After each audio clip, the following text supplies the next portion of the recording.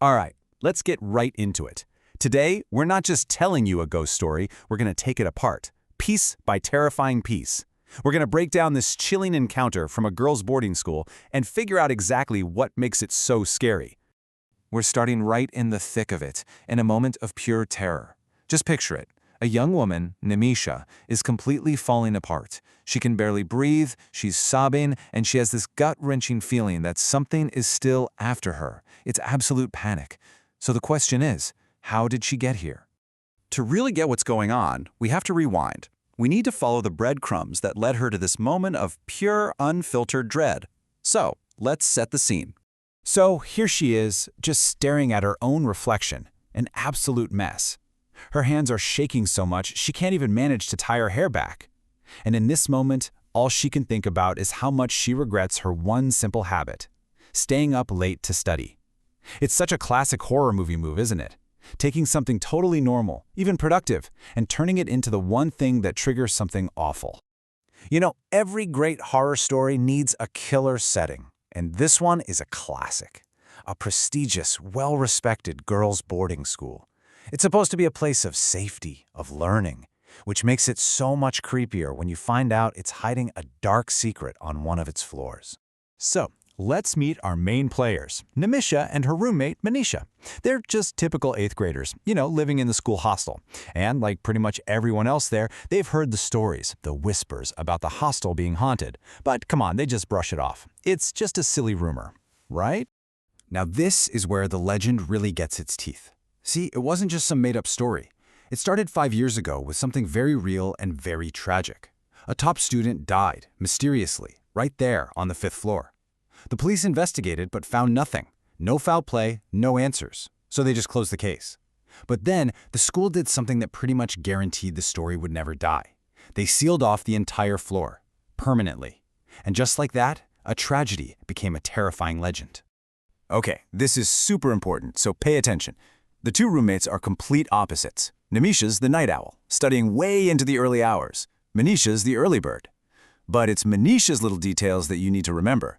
She always wears her glasses, and she always has a black thread that her mom gave her tied around her wrist. Go ahead and lock those details away in your brain. They are about to become very, very important. All right, so the stage is set, and this is the night that the legend stops being a story and starts becoming a terrifying reality for Nimisha. This is where it all begins. The date is December 10th. The time? midnight. Nimisha is doing exactly what she always does, studying at her desk. Her roommate, Manisha, is sound asleep in bed facing the other way. Everything is completely, totally normal. For now, Nimisha decides she needs some coffee to keep going. The hallway is dead silent, just like you'd expect at this hour. The only sound is the coffee machine bubbling away. But when she turns it off and that heavy silence comes crashing back, she turns around and just about jumps out of her skin. Manisha is standing right there, inches behind her, in the dark. And this is the moment your skin starts to crawl. Because this person, well, she looks like Manisha, but the details are all wrong. The glasses are gone, that black thread is missing from her wrist, and then Nimisha's eyes drift down and she notices one more thing. This Manisha is barefoot. This is not her roommate. This is something else entirely. It's a doppelganger, and that feeling of something being almost right but not quite is one of the creepiest things there is. And then, the doppelganger speaks, and it suggests they go to the one place, the only place in the entire school that is absolutely forbidden, the 5th floor balcony. I mean, what a chilling invitation. Before Nimisha can even think, this thing that looks like her friend grabs her hand and just starts pulling her toward the stairs. So here we are, at the heart of the encounter. Nimisha is being led, almost dragged, straight into the school's darkest secret. And this is where the story takes its most terrifying turn. As they're going up the stairs, Nimisha realizes the only sound she can hear is the slap, slap, slap of her own slippers. The thing leading her is making no sound at all. The door to the 5th floor, the one that should be locked tight, is just hanging open. The air up there is freezing cold, filled with this weird fog, and they walk right into the exact room where that student died all those years ago. Nimisha's eyes are trying to adjust to the dark room when she sees it. Scratched into the wall, like someone clawed it in with their own fingernails, is today's date, 10th December. It's the anniversary. And that's a gut punch, isn't it? The realization that this isn't random. She didn't just wander into danger. She was chosen. This was planned. She whips around to face the figure next to her, and for the first time, she looks it straight in the eyes. And they are completely, unnaturally white. Then, from its mouth, in this slow, quiet voice, comes a single word, a single command: jump. At this point, the horror completely changes. It's not just a physical threat anymore. It's psychological. The voice gets deeper, more powerful, and it just keeps repeating the command. Jump. Jump. Nemisha tries to run, tries to scream, but she's frozen, paralyzed.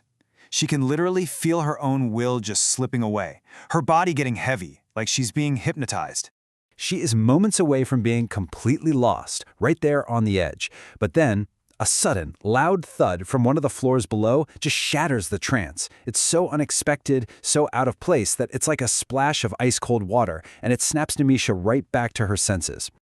Okay, survival instinct kicks in. The spell is broken, but the danger is more real than ever. What comes next is a desperate escape and a final discovery that is going to change everything. With a huge surge of adrenaline, Nemisha doesn't even think. She just shoves the white-eyed thing as hard as she can and bolts. And as she runs, this horrific, inhuman roar echoes behind her, chasing her down the stairs. She doesn't dare look back. She just runs, her heart pounding out of her chest, until she finally makes it back to her own room. So she slams the door shut, throws the lock, and leans against it, panting. She's safe. She made it. But, hang on a second, if that thing was on the 5th floor, what did she just lock herself in the room with? And this is the final mind-bending twist that will just break your brain. Nemisha turns and looks at the bed. And there's Manisha, the real Manisha. Fast asleep, in the exact same position she was in before. Her glasses are on the nightstand. The black thread is tied securely around her wrist. She never left the room. You can just imagine the psychological fallout from this. It shatters them both in different ways. For Nemisha, her entire routine changes. No more late nights. Ever. And she can't stop staring at Manisha, just watching her, haunted by the memory. And poor Manisha, she's just left with this constant, creepy feeling of being watched, totally confused by her friend's sudden, bizarre behavior, at least until Nemisha finally tells her what happened. So yeah, they survived the night, they got away from whatever was on that 5th floor.